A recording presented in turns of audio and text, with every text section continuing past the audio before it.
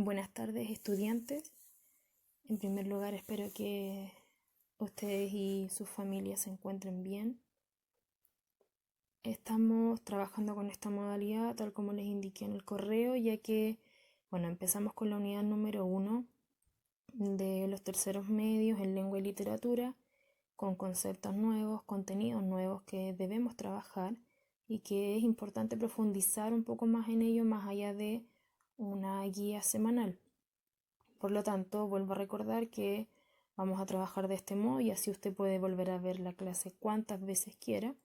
Y además, ¿cierto? Nos vamos a reunir los días miércoles para poder resolver dudas, guiarlos un poco, ¿cierto? Con el material semanal, que es la guía, o posibles preguntas que surjan después de esta presentación. Bueno, tal como está aquí en la presentación, dice que la unidad número 1 tiene por nombre literatura y efecto estético. Muchas veces hablamos de literatura, es una palabra sumamente usada, sin embargo, muy pocas veces profundizamos en el concepto, de qué se trata, qué es, cuáles son sus características, qué funciones tiene, que son muy importantes y que vamos a analizar en esta clase. Para ello, he puesto acá 3 preguntas que son importantes como a modo de introducción y que está relacionada con el efecto estético que produce la literatura en nosotros. Primero dice, ¿cómo se relaciona una obra literaria con mi experiencia personal? Y eso está enfocado en algo tan simple como que muchas veces en las que leemos encontramos ciertas palabras, quizás sentimientos, acciones con las cuales nos podamos sentir identificados. Entonces, ¿usted puede ahí contarme no sé, alguna experiencia que haya tenido con algún libro? ¿Cómo se ha relacionado la literatura con su vida, con su experiencia personal? 2. Dice, ¿cómo se puede explicar que una obra literaria tenga distintos efectos, en los lectores? Y esto se relaciona con la subjetividad del lenguaje, con esto tan sublime del lenguaje. Muchas veces, ¿cierto? Y que es algo complicado a la vez, porque muchas veces que leemos encontramos o lo interpretamos de un modo distinto quizás al que el narrador o el autor, ¿cierto? tenía. Y eso es lo entretenido en cierto modo del lenguaje porque podemos encontrar distintas visiones de lo que nos quieren decir. Por eso yo les decía en algunas clases que es tan complejo en la PSU. O simplemente en una guía, cuando las leemos y nos hacen preguntas, yo puedo interpretarlo de un modo tan distinto al que tiene mi compañero, porque es subjetivo y porque está muy relacionado con nuestra experiencia personal, que es la pregunta más arriba. Tercera, ¿cómo contribuye el intercambio de ideas y puntos de vista a comprender las obras literarias? ¿De qué manera ayuda o colabora que yo pueda, ¿cierto?, compartir con mi compañero, con mi mamá, con un amigo, con quien yo quiera, ¿cierto?, lo que yo interpreté, lo que yo analicé, lo que yo sentí al leer una obra literaria? Siguiente. Entonces ahora nos vamos a literatura. ¿Qué es? Usted en su mente quizás piensa literatura, lo primero que se viene a su mente es libros, escritura, autores reconocidos, obras clásicas. Ahora vamos a verlo. Entonces vamos con el significado. Tenemos representación artística. Cuando hablamos de qué es una representación artística es porque la literatura es arte. El arte está muy ligado a la expresión de sentimientos y emociones. Lo que intenta, ¿cierto?, el artista es que mediante su obra nosotros podamos sentir algo que nos haga vibrar, ¿cierto?, que nos haga sentir parte de ella. Lo mismo ocurre con la literatura y su autor, su creador. Es ficticia, ya porque la obra literaria está creada, ya es un mundo creado por un autor que no admite, ¿cierto?, ningún hecho que sea real. ¿Ya? ¿A qué me refiero con esto? Y es una pregunta muy frecuente entre los alumnos, el diario de Ana Frank. el diario de Ana Frank, si bien es una obra autobiográfica, que usted podría decir es una obra real, no es ficticia, cuando fue descubierta esta obra, fue manipulada, ¿cierto? Fue intervenida por una, ya sea una editorial, una imprenta, etcétera. Y aunque hayan cambiado una coma, un punto, una tilde, esa obra ya pasa a ser ficticia.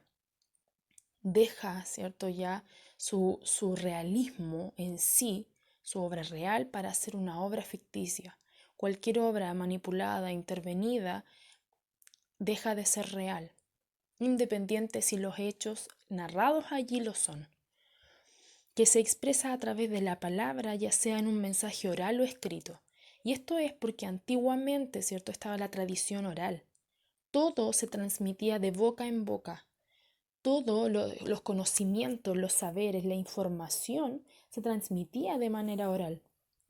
Y cuando hablo de un conocimiento, que dice más abajo, es conocimiento del mundo, de la realidad, es porque estos conocimientos ya estaban muy relacionados con los descubrimientos que se habían hecho o cómo se hacían tales cosas. Todo eso se debía transmitir para que quedara un registro, para que esa historia no se perdiera, porque era la única forma, ¿cierto?, de dejar una huella, de dejar un rastro, de dejar evidencia de lo que ocurría en esos años, en esa época, antes de que existiera la imprenta y ya se pudiera, ¿cierto?, escribir, se pudiera guardar en un libro.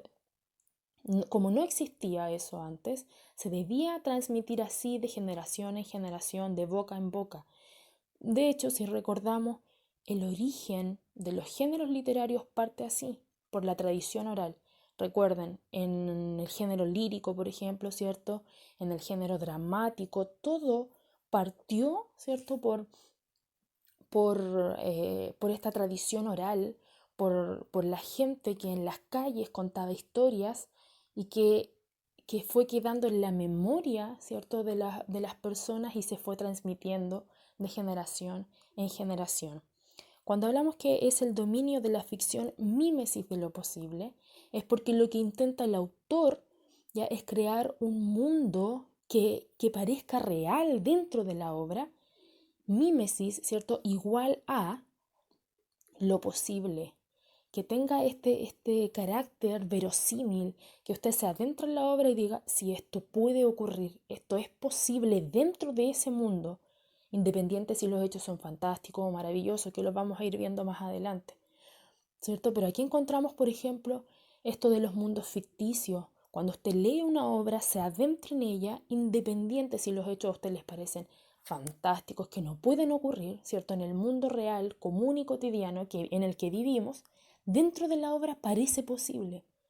Es como si realmente allí puede pasar esto.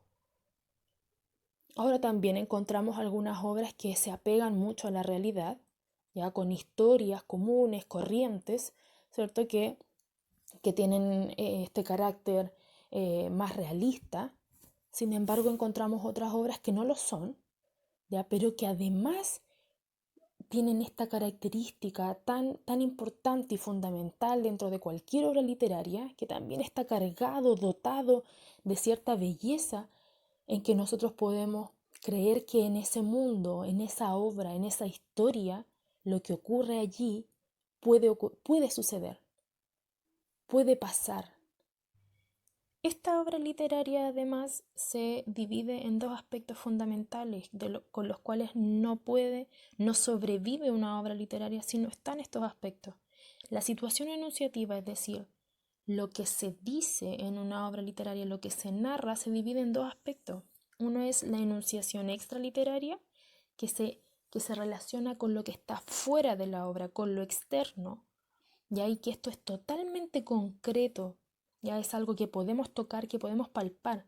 Y ahí está el autor, una persona tangible, ¿cierto? Una persona real que existe o que existió en un mundo real, ya que es lo que siempre estamos analizando en las obras, el contexto histórico, ¿cierto?, en el que se enmarca esta obra, porque es importante, ¿cierto?, el mundo, el momento, la situación, el año, la fecha en la que el autor se sienta en su escritorio, ¿cierto?, y se pone a escribir.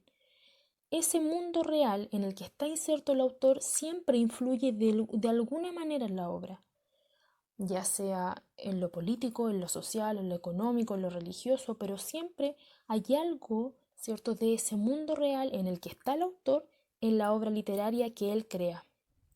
Y también está un lector real, ¿cierto?, que somos nosotros, independiente si la obra fue escrita hace muchos años. Hay un lector real que existe, que vive y que lee esta obra, ya que estamos en tiempos totalmente distintos. Sin embargo, eso es algo tangible y concreto, ya que existe y que es real y que no es ficticio. Y está la otra parte que es la enunciación intraliteraria, que es todo lo opuesto, ya que es lo que está dentro de una obra literaria, y recuerden que siempre es ficticia. Y allí encontramos un narrador, ¿cierto?, que puede ser el mismo autor, puede ser el personaje principal, puede ser un personaje secundario o alguien que simplemente está viendo lo que ocurre, que es ficticio, que no es real. También hay un mundo ficticio, ¿cierto?, donde encontramos un sinfín de elementos, el ambiente, las acciones de los personajes, eh, y todas las vivencias, todo lo que ocurre en una obra literaria, ¿cierto?, en esta historia en la que nosotros, ¿cierto?, nos adentramos y encontramos ciertos elementos que hacen que queramos seguir leyendo, que nos incorporemos a esta obra y que prácticamente nos sentimos parte de ella. Todo ese mundo es un mundo ficticio y probablemente es lo interesante de la literatura, porque nos lleva a otros mundos, nos lleva a otros tiempos, nos lleva a otras vivencias que quizás nosotros nunca vamos a vivir, pero que en el libro están y son posibles. Y también hay un lector ideal que también es ficticio, ¿ya? Porque recordemos que el autor escribe una obra pensando en un lector ideal, pensando en una persona que va a leer esta obra, ¿ya? Y que usted puede decir, pero estoy vivo, existo. Sin embargo, este lector ideal dentro de una obra literaria también es ficticio, porque el autor lo imagina, el autor lo crea en su mente. Que ocurra esto no es otra cosa, pero el autor al crearlo, ¿cierto?, al escribir una obra va dirigido siempre a alguien. Siempre todo lo que nosotros decimos, todo lo que comunicamos, siempre va dirigido a alguien en específico. Lo mismo pasa con el autor. Él también crea esta obra pensando en que hay un lector ideal para él. Por lo tanto pasa a ser ficticio. Ahora, toda esta enunciación extraliteraria y esta enunciación intraliteraria, crean un pacto, y ese pacto es el pacto de verosimilitud. Este pacto de verosimilitud lo que hace es que una novela, ¿cierto?, sea fantástica. Esto sucede porque las dos son representaciones ficticias de la realidad. Solo la diferencia del autor, que en un caso pretende relatar hechos objetivos que sucedieron y en otro cautivar con hechos inventados. ¿Qué quiere decir esto? Que el autor trata de crear algo que sea mímesis de lo posible, que sea real, que usted sienta que es real, independiente si la obra en sí es ficticia. Pero se ha llegado, ¿cierto?, a un consenso al creer que la obra de ficción no es verdadera ni falsa, sino posible. ¿Ya? Y esto no pasa, por ejemplo, cuando vemos una telenovela, venezolana, colombiana, no estoy discriminando, ¿ya? Pero nos pasa que ocurren hechos que nos parecen insólitos a veces, ¿cierto? Que usted dice, no, ya, esto es absurdo, esto no pasa en la realidad, y usted se desencanta, ¿cierto? Sin embargo, en la obra literaria lo que se pretende es no causar esto. Ahora, lo creíble, dice, lo será si es literalmente convincente. No necesariamente si es un mundo realista. Ya no tiene por qué ser una obra que usted diga, ah, sí, esto pasa en la vida real, esto ocurre, si yo salgo a la calle, esto sí, esto ocurre. No, no tiene por qué ser de ese modo, no tiene por qué ser algo común y cotidiano. puede ser algo totalmente fantástico y maravilloso, pero que usted sienta que realmente eso sí puede ocurrir en esa obra. Y no tiene por qué ser absurdo.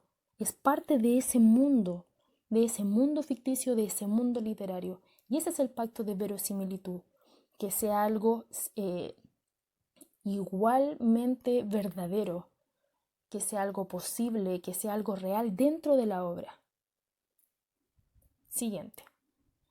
Texto literario y un texto no literario. ¿Cuáles son, cierto, las diferencias y que a veces nos confunde un poco entre un texto literario y uno no literario? En primer lugar, tenemos que tiene un carácter subjetivo, que ya lo había mencionado antes, ¿cierto? Y que este carácter subjetivo está relacionado a que todas las palabras pueden ser interpretadas de un modo diferente por distintos lectores. Podemos leer la misma obra, ¿cierto?, en el curso, sin embargo podemos llegar a distintas interpretaciones, distintos análisis al final de la obra. Y eso no tiene por qué estar mal, ¿ya? Quizás es complejo, quizás es difícil de entenderlo, quizás a veces eso es lo que nos acompleja cuando tenemos lecturas domiciliarias, pero es lo rico también del lenguaje, que propone distintas interpretaciones. Por eso tiene un carácter que es totalmente subjetivo. Podemos entenderlo o sentirlo de un modo totalmente distinto al de su compañero o de su amigo. En cambio, en el texto no literario hay un carácter objetivo. La información es concreta, es un hecho. No hay una opinión allí, no está sujeto a interpretación. Allí también en los textos no literarios encontramos, eso sí, un grupo de textos, como por ejemplo las cartas al director, que sí admite un poco la subjetividad y que está relacionada con las opiniones, ¿ya? Pero en sí el texto no literario siempre tiene que ser objetivo. Después dice la preponderancia de la función poética del lenguaje en favor de una expresión bella y sugerente. La función poética, recuerda, está enfocada en el mensaje. Factores de la comunicación, siempre está la función poética enfocada al mensaje. Eso quiere decir que el lenguaje que utiliza el autor, ¿cierto?, mediante el narrador, intenta que sea bello, y con esto no me refiero a un lenguaje rebuscado, con palabras que usted, o con un vocabulario experto, no, pero que pueda llegar a usted, que pueda comprenderlo usted y que se sienta, ¿cierto?, identificado, sienta que esa palabra, ¿cierto?, que esa frase, que ese diálogo le provocó algo. El texto literario tiene esa característica de buscar la belleza. Ahora, esto no tiene tampoco por qué ser siempre hermoso, ¿ya? A veces nos enfocamos mucho en que el lenguaje de una obra literaria tiene que ser, no sé, embellecido. A veces también encontramos palabras grotescas, quizás, no sé, con un lenguaje un poco más burdo. Sin embargo, eso también nos choca, también nos llega, también quizás provoca un sentimiento aún más fuerte en nosotros. En cambio, el texto literario, la función predominante es la representativa, o referencial, es decir, está enfocado en la información. Interesa explicar, interesa definir, interesa informar, dar una información concreta, objetiva de algún hecho. Ahora, en el texto literario dice utilización del valor connotativo de las palabras, las cuales se cargan de significaciones subjetivas relacionadas con lo que desea expresar el autor. Y esto está, enfocado y relacionado con el carácter subjetivo de una obra literaria.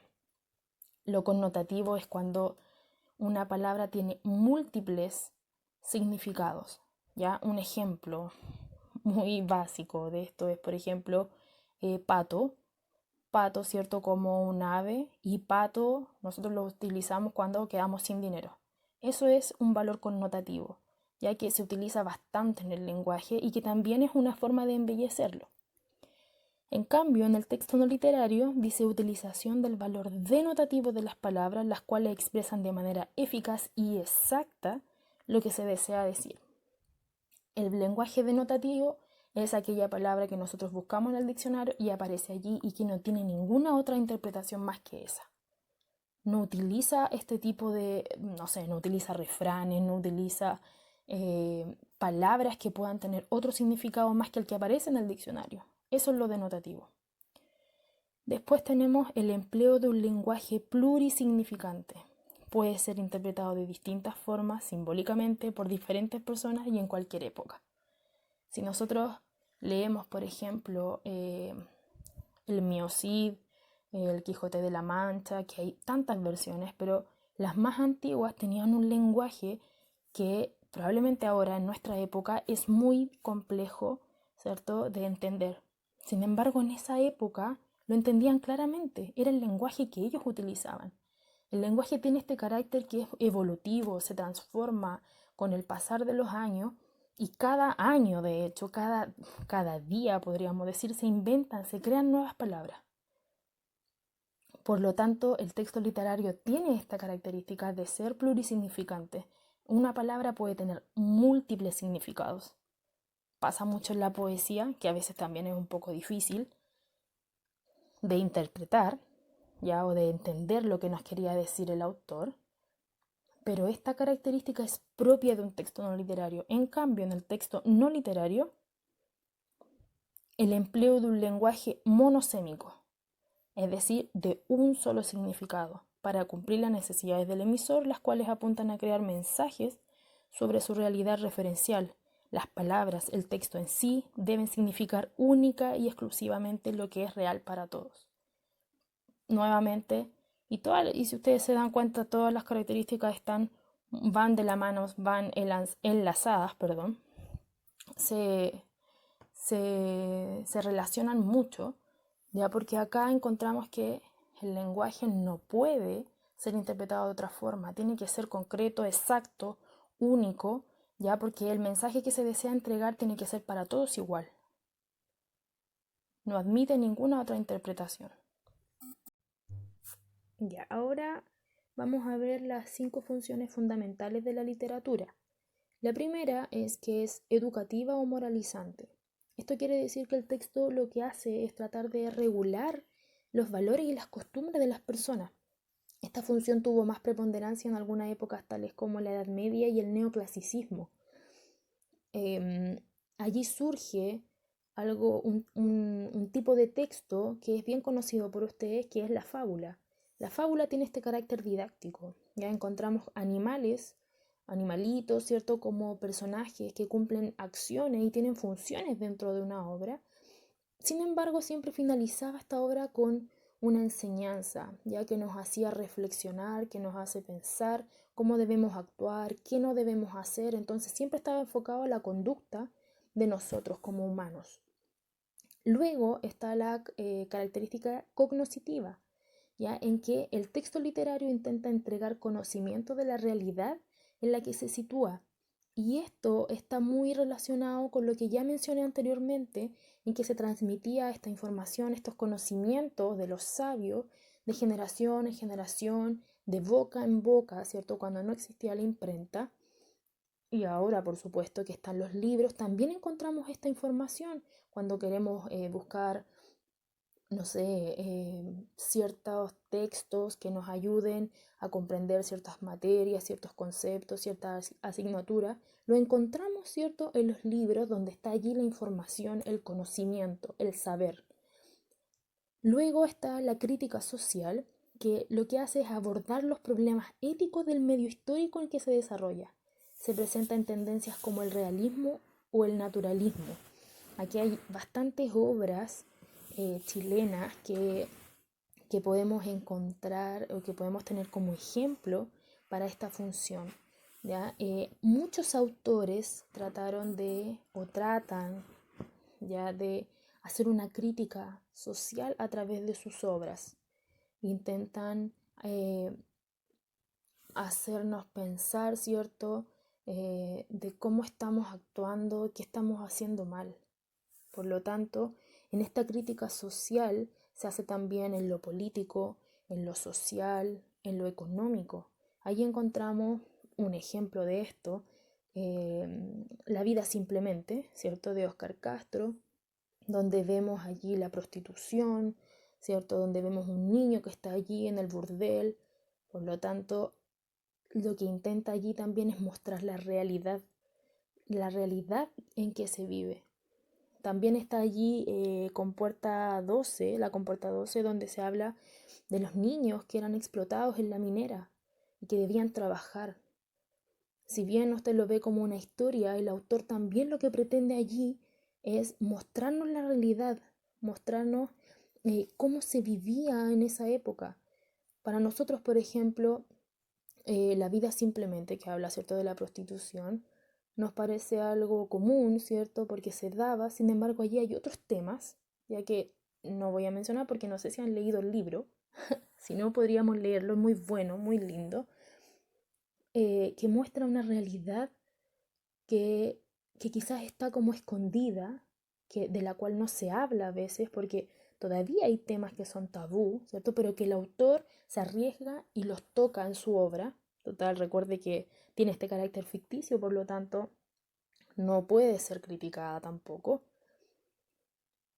Pero a su vez, ¿cierto? Al contar esta historia está mostrando la realidad que se vivía en aquellos años en nuestro país, en Rancagua, ya más siendo más específico. Por lo tanto, esta función ha sido muy utilizada, ya ahí dice el realismo, el naturalismo, que lo que hacen es mostrar eso, mostrar una realidad, mostrar tal cual son las cosas, pero que no deja de ser ficticia. Tiene el carácter de verosimilitud, pero no deja de ser ficticia, sigue siendo algo irreal. La cuarta característica es entretención y es propia, dice, de la literatura popular de masas, novela policial, novela rosa, etc., la que tiende a poner énfasis en el desarrollo de las acciones. Ya los bestsellers aparecen allí.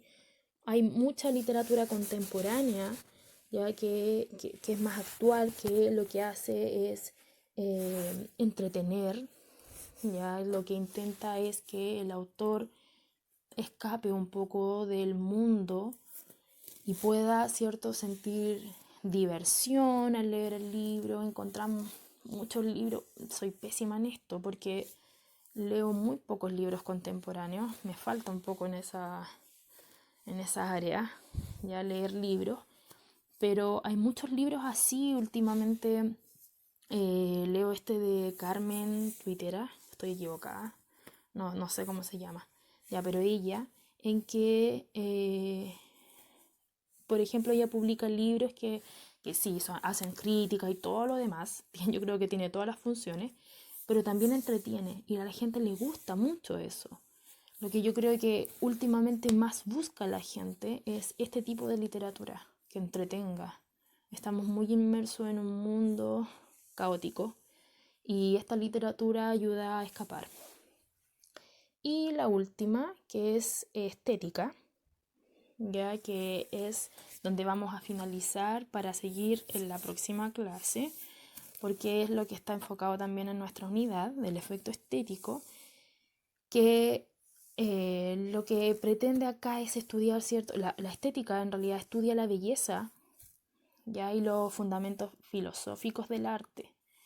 Ya acá hay elementos estilísticos que caracterizan a un determinado autor o movimiento artístico. Y tal como les decía antes, lo estético no está relacionado siempre a la belleza.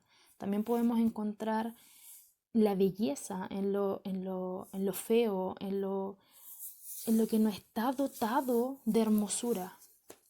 Ya ahí tenemos quizás que trabajar un poco porque siempre lo vemos así. Cuando algo es estéticamente bello, no siempre es así. Algo puede ser estético siendo feo. Y eso lo vamos a trabajar, lo vamos a ver en la próxima clase. Chicos, espero que haya servido, espero que quede claro. Cualquier duda, consulta, escríbanme. Me cuesta un poco esto de grabarme. No es mi área, creo. Prefiero el en vivo. Ya, pero pretendo ayudarlos con esto un poco más. Cualquier duda, consulta, escríbanme y si no, nos vemos el miércoles. Que estén muy bien. Chao.